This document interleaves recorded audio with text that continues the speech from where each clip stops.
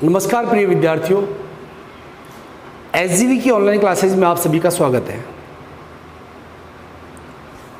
देखिए, सबसे पहली बात आपको बहुत बहुत बधाई कि इतिहास में पहली बार 10th वाले बच्चे पास होकर 11th में आ गए सीधे सीधे बिना पेपर दिए हुए। ऐसा कभी कभी होता है और आप लोगों के साथ ये लग रहा, आप लोग किस्मत वाले हो जो बिना एग्ज़ाम दिए हुए पास हुए। ठीक है, ऐसा नहीं है भाई, बिना एग्ज़ाम के पास हो, कहीं ना कहीं आपको इन चीज़ों का खामियाजा उठाना पड़ता है लाइफ में। अब चलो पेंडेमिक था, महामारी का दौर था, नहीं हो पाया कुछ भी। ठीक है, तो पहली बात तो बहुत सारे बच्चे, एक्चुअली क्या है कि एक धारणा होती है पेरेंट्स की कि बच्चे 10th में कितना % बनाएगा, उसके बाद हम डिसाइड करेंगे कि इसको क्या सब्जेक्ट दिलाना है। जैसे इंडिया में ऑब्वियसली चलता है, नॉर्मली ये सारी चीज़ होती है।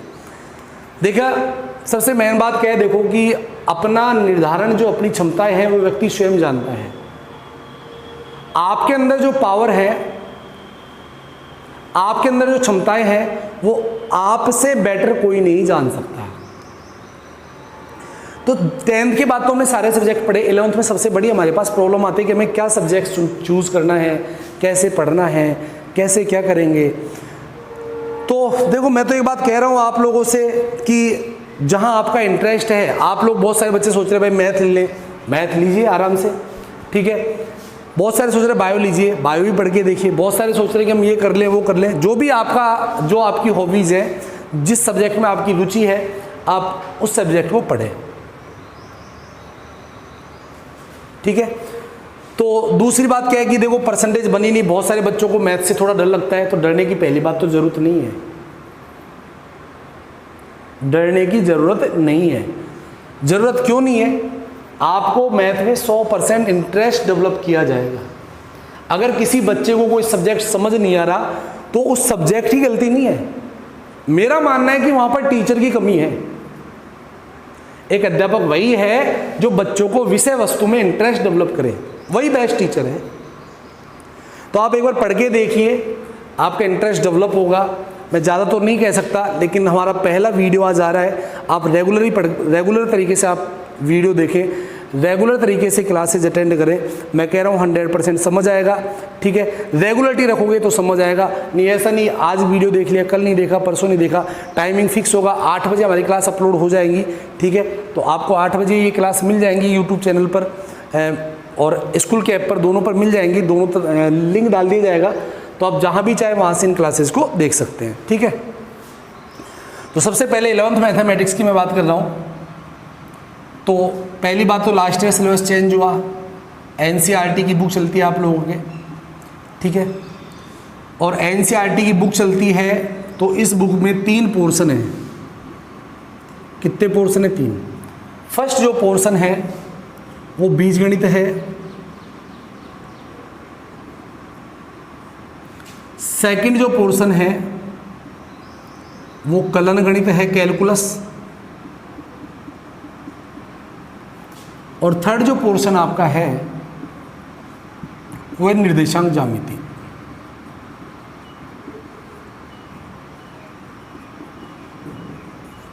ठीक है, 3 पोर्शन है, algebra, calculus and coordinate geometry.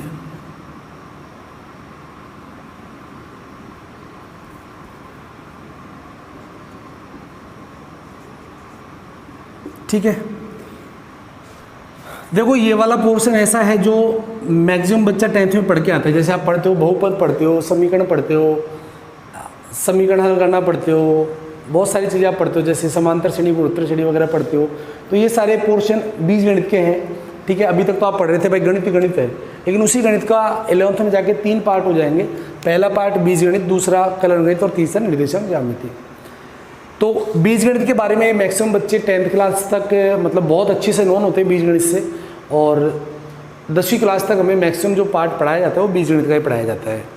ठीक है, कुछ पार्ट हम कोऑर्डिनेट का पढ़ते हैं। जैसे आप कोऑर्डिनेट निर्देशांक पढ़ते हो, 2 बिंदुओं के बीच की दूरी x1 y1 पढ़ते हो, x2 y2 पढ़ते हो, 2 के बीच की दूरी पढ़ते हो, या बिंदु पद पढ़ते हो, ये सारा पढ़ते हो निर्देशांक ज्यामिति में। तो एक चैप्टर आप मेरे हिसाब से पढ़ लेता है बच्चा 9th 10th में। मेरे को ये फिक्स पता नहीं कौन सी क्लास में, लेकिन कहीं ना कहीं पढ़ लेता है 9th 10th में, पढ़ लेता होगा ये बच्चा।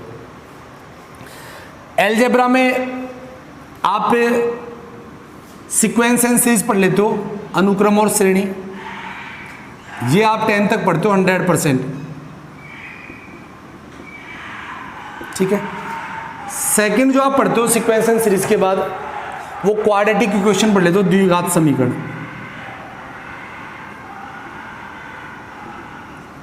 थर्ड जो आप पढ़ते हो, ये मैं बता रहा हूँ 10th में पढ़ लेते हो, और यही आपको 11th में पढ़ना है। 11th में आपको अनुक्रम और श्रेणी पढ़ना है। जहाँ 10th में आपने समांतर श्रेणी पढ़ी है, वहाँ पे आप समांतर गुणोत्तर और यहाँ हरात्मक श्रेणी के बारे में पढ़ोगे। क्वाड्रेटिक द्विघात समीकरण पढ़ते हो। इस द्विघात समीकरण के साथ एक नया टॉपिक और जुड़ जाता है 11th में, उसे हम कहते हैं कॉम्प्लेक्स नंबर यानी सम्मिश्र संख्या,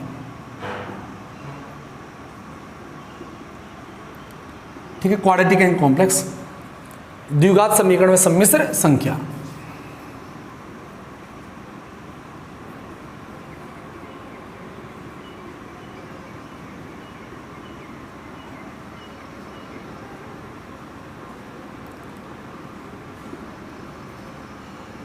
ठीक है। इसके बाद आप जो नए चैप्टर 11th में पढ़ोगे, ये तो वो चैप्टर हैं जो आप 10th में पढ़ के आए हो। 11th में क्या पढ़ोगे? एक कॉम्प्लेक्स नंबर नया टॉपिक पढ़ने को मिलेगा आपको, ठीक है। नया जो चैप्टर मिलेगा आपको, चैप्टर नंबर 3, इसमें वो आपको मिलेगा गणितीय आगमन सिद्धांत।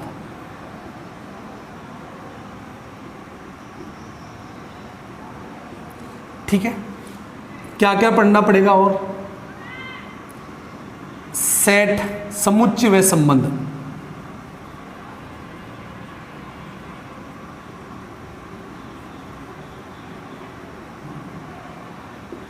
ठीक है। और क्या पढ़ना पड़ेगा आपको? त्रिकोणमिति पढ़नी पड़ेगी, ये आप 10th में पढ़ते हो भाई, ठीक है ना। और क्या पढ़ना पड़ेगा आपको ट्रिग्नोमेट्री के अलावा? परम्यूटेशन एंड कॉम्बिनेशन, पी&सी, क्रमचय और संचय पढ़ना पड़ेगा आपको। बाइनोमियल एक्सप्रेशन पढ़ना पड़ेगा, द्विपद प्रसार, बाइनोमियल, ठीक है। द्विपद प्रसार पढ़ना पड़ेगा आपको। प्रोबेबिलिटी पढ़नी पड़ेगी, प्रायिकता यानी प्रोबेबिलिटी। कोई दिक्कत नहीं है, डजंट मैटर, हिंदी इंग्लिश क्या लिख रहे हैं समझ आना चाहिए चीज़ें। कैलकुलस में, कलन गणित में आपको क्या क्या पढ़ना पड़ेगा, ठीक है। आप यहाँ पर सिर्फ 11th में एक ही चैप्टर पढ़ते हो, सीमा व अवकलज, लिमिट एंड डेरिवेटिव।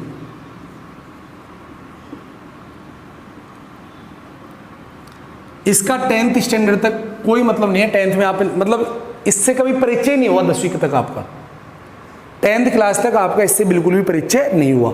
और निर्देशांक ज्यामिति में आप पढ़ते हो 2D, द्विविम निर्देशांक ज्यामिति, 2 डायमेंशनल कहते हैं 2D। 3D पढ़ते हो, 3 डायमेंशनल 3D, त्रिविम निर्देशांक ज्यामिति। स्ट्रेट लाइन पढ़ते हो, सरल रेखा कहते हैं।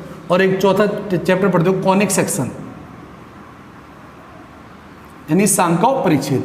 तो यहां आप सांका परिच्छेद और पढ़ते हो। ये 4 चैप्टर पढ़ते हो 11th क्लास में।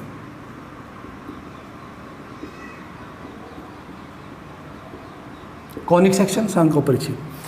तो सबसे पहली बात, 11th मैथमेटिक्स को 3 पार्ट में बैठा, पार्ट फर्स्ट, पार्ट सेकंड और पार्ट थर्ड, ठीक है। बीजगणित में आपको ये पढ़ना पड़ेगा, यानी बीजगणित का बहुत ज़्यादा पार्ट है। 12th में आते ही कलन का बहुत ज़्यादा पार्ट हो जाता है, इसका बहुत अच्छा रोल हो जाता है। यानी 11th में बीजगणित काफ़ी रहती है, 12th में ये वाली मैथ ज़्यादा रहती है और ये वाली अच्छी आती है, ठीक है। इसका पार्ट कम हो जाता है 12th क्लास में।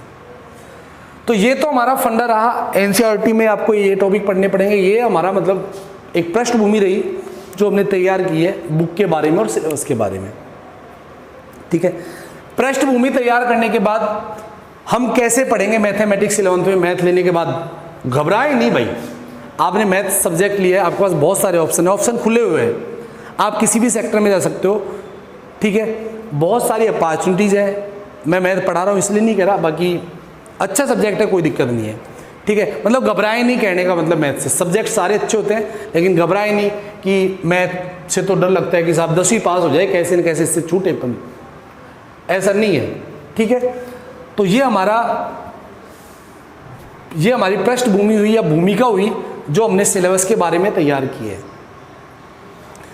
अब इस भूमिका से पहले हम कुछ क्लासेज यानी स्टार्टिंग जो कर रहे हैं वो बेसिक मैथमेटिक्स से करेंगे, यानी कि ऐसी चीज़ें पढ़ाएंगे जो आपने 10th में भी पढ़ रखी है और आपके यहाँ पे काम भी आएंगी, ठीक है। यानी कि बेसिक मैथमेटिक्स के बारे में बात करेंगे, बेसिक फंडामेंटल। ठीक है, बेसिक मैथ्स के बारे में बात करेंगे। बेसिक मैथ्स में हम सिर्फ ये बात करेंगे कि देखो आपने ये सारी चीजें पढ़ रखी हैं, लेकिन आपको ये पता नहीं है ये क्या होता है, इससे ऐसा क्यों हुआ, ऐसा ऐसे हुआ। मतलब कुछ चीजें ऐसी हैं जो हमने सामान्य जीवन में पढ़ी तो है, ठीक है, लेकिन हम उनको लाइफ में ग्रहण नहीं कर पाए, एस्टिमुलेट नहीं कर पाए, उन चीजों को अप्लाई नहीं कर पाए, हमने सिर्फ रटा है उन चीजों को। ठीक है, तो सबसे पहले हम बेसिक मैथमेटिक्स पढ़ेंगे, और बेसिक मैथमेटिक्स में सबसे पहला हमारा जो चिन्ह आते हैं बात, देखो दो चीज आती हैं। सबसे पहली चीज आती है, एक तो आता है समीकरण और एक आता है बहुपद। सबसे पहला अंतर आज हम यहीं पे पढ़ेंगे। ठीक है, आपने 10th में पढ़ा होगा, ऐसा पढ़ा होगा कि x square plus 5x plus 6, ठीक है, बराबर 0, द्विघात समीकरण हल करो।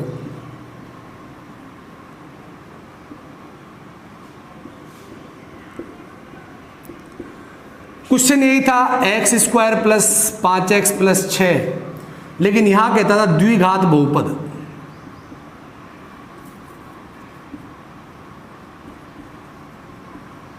द्विघात बहुपद, ठीक है, एक क्वेश्चन है, वही क्वेश्चन ये रहा, वही क्वेश्चन ये रहा, लेकिन यहां पर इसको बोला द्विघात समीकरण और यहां पर बोला द्विघात बहुपद। यानी कि पहली बात तो 10th में यही समझ नहीं आती थी कि सर कब तो ये बहुपद बोल देता है, कब ये समीकरण बोल देता है, पता नहीं किताब वाला क्या है क्या नहीं है। मैं कुछ जनरल चीजें बताऊंगा जो आपने मतलब पढ़ी है, लेकिन उनको अप्लाइड नहीं किया, उनको समझा नहीं, तो टीचर कहता कोई दिक्कत नहीं, द्विघात समीकरण द्विघात बहुपद एक ही बात है, कुछ भी कह दो, कोई समस्या नहीं है। भैया समस्या है, समस्या है। समस्या क्या है? देखो ये तो है समीकरण और ये है बहुपद। समीकरण को हम इंग्लिश में बोलते हैं इक्वेशन, और इक्वेशन क्या होती है? जहां इक्वल का चिन्ह आता है ना, इक्वल का, वो इक्वेशन बन जाती है। क्या बन जाती है? इक्वेशन। इसलिए इक्वेशन को हम कहते हैं समीकरण, इसलिए इसको कहते हैं समीकरण। और यहां इक्वल का चिन्ह नहीं है। और बहुपद क्यों कहा? क्योंकि दो घात है, और बहुपद मतलब दो या दो से अधिक पद होते हैं, वो बहुपद होते हैं। ठीक है, तो ये दो या दो से अधिक पद होने के कारण इसे बहुपद कहा। दो या दो से अधिक पद होने के कारण इसे क्या कहा? बहुपद। क्या समीकरण कहलाएगा? नहीं कहलाएगा। क्यों नहीं कहलाएगा? क्योंकि किसका चिन्ह नहीं है? इक्वल का चिन्ह नहीं है। समझ आया नहीं आया? तो सबसे पहली चीज समीकरण और बहुपद में समझ आ गया होगा अंतर क्या है, कि कौन सा समीकरण है, कौन सा बहुपद है। तो ये दोनों बहुत अलग चीजें हैं, ध्यान रखना कि समीकरण क्या होता है, बहुपद क्या होता है। अब तक तो यही कहा था कि चाहे बहुपद कह दो, अब तक बोलते थे x square plus 5x plus 6 को हल करो। बच्चा बोलता था द्विघात समीकरण है, समीकरण नहीं है, द्विघात बहुपद है। ठीक है, अब समीकरण है। तो ऐसा नहीं था किताब में गलत छप गया, किताब में वो हो गया, 10th क्लास में ऐसा सोचते होंगे बुक में ऐसा लिख रखा है। नहीं, इक्वेशन और बहुपद में अंतर होता है। जहां इक्वल आता है वो इक्वेशन है, समीकरण है, और जहां इक्वल नहीं आता वो क्या है? पॉलिनोमियल है, वो बहुपद है। पहली चीज समझ आ गई। देखो दूसरा अंतर ध्यान से सुनना। अनुक्रम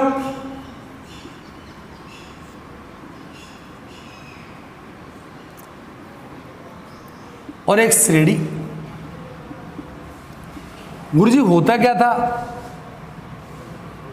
गुरुजी कभी तो जो चैप्टर पढ़ते थे हम एपी जीपी एचपी यानी समांतर श्रेणी वाला, तो किसी क्वेश्चन में तो लिख देता अनुक्रम को हल करो, किसी में कहता श्रेणी को हल करो। देखो अनुक्रम और श्रेणी में क्या है? अनुक्रम होता है संख्याओं का निश्चित क्रम, जैसे 2, 7, 9, 12, 13, 15, 18, ये अनुक्रम है। और अगर किसी अनुक्रम को विशिष्ट नियम के साथ लिख दें, 2, 4, 6, 8, 10, 12, समझ आया नहीं है? और फिर कितना बताओ? 14, ये श्रेणी है, ये सीक्वेंस है, और ये क्या है? प्रोग्रेशन। ठीक है। तो दूसरा जो डिफरेंस है वो किसमें, सीक्वेंस में, श्रेणी में, कि अनुक्रम क्या है और श्रेणी क्या है। तो अनुक्रम क्या होता है समझ आ गया कि देखो अनुक्रम में आपने दो चीजें पढ़ी हैं, एक तो पढ़ा है आरोही क्रम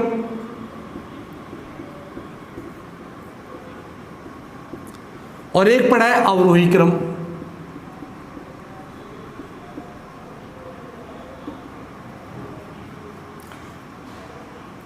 डिसेंडिंग ऑर्डर और इंक्रीज ऑर्डर पढ़ते थे ना बचपन में, यानी ऐसे संख्या 2, 3, 7, 10, 12, 15, बताओ कौन सा क्रम है। आप लिखते थे बढ़ता हुआ क्रम है, आरोही क्रम है, इंक्रीजिंग ऑर्डर है, ठीक है। फिर आप लिखते थे इधर देखो 10, 3, 7, 2 सॉरी 10, 7, फिर कितना 5, 3, ये कौन सा अवरोही, ये इंक्रीज और ये कौन सा डिक्रीज ऑर्डर। तो अनुक्रम में संख्या लिखी जाती है या तो घटते से बढ़ते क्रम में या बढ़ते से घटते क्रम में, लेकिन अगर कोई अनुक्रम किसी विशिष्ट नियम को फॉलो करने लग जाए, विशिष्ट नियम को फॉलो कैसे कि सर 2, 4, 6, 8, 10, सर ये आरोही क्रम भी कहेंगे आपकी भाषा में, इसको आरोही क्रम भी कह सकता हूं, यानी इंक्रीजिंग ऑर्डर कह सकता हूं, लेकिन एक नियम लिख रहा है सर 2 के बाद 4, 4 के बाद 6, 6 के बाद 8, 8 के बाद 10, तो ये एक निश्चित क्रम में है, इसलिए इसको हम अनुक्रम ना बोलकर क्या बोल देंगे, श्रेणी। क्या बोल देंगे, श्रेणी। और इस श्रेणी का नाम समांतर श्रेणी होता है, ठीक है। तो श्रेणी बनी कहां से, अनुक्रम से बनी। अगर किसी अनुक्रम को निश्चित नियम के साथ लिखा, अगर किसी अनुक्रम को मैंने निश्चित नियम के साथ लिखा तो वो क्या बन गई, श्रेणी। तो सबसे पहली बात ये कंफ्यूजन दूर हुआ, क्या सीक्वेंस है क्या प्रोग्रेशन है, यानी क्या श्रेणी है। समझ गए नहीं समझ गए। तो ऐसे नहीं लिखता था कि भाई अनुक्रम को कहीं तो अनुक्रम कहीं श्रेणी, अरे एक निश्चित चीज थी। सीक्वेंस क्या होता है, श्रेणी क्या होता है। अगर किसी सीक्वेंस को किसी स्पेशल रूल के साथ या स्पेशल नियम के साथ लिख देंगे तो श्रेणी बन जाएगा। जैसे 2, 4, 8, 16, 32, 64, ये पूरी की पूरी क्या है, श्रेणी है, ठीक है। अब इसका नाम गुणोत्तर श्रेणी हो जाएगा।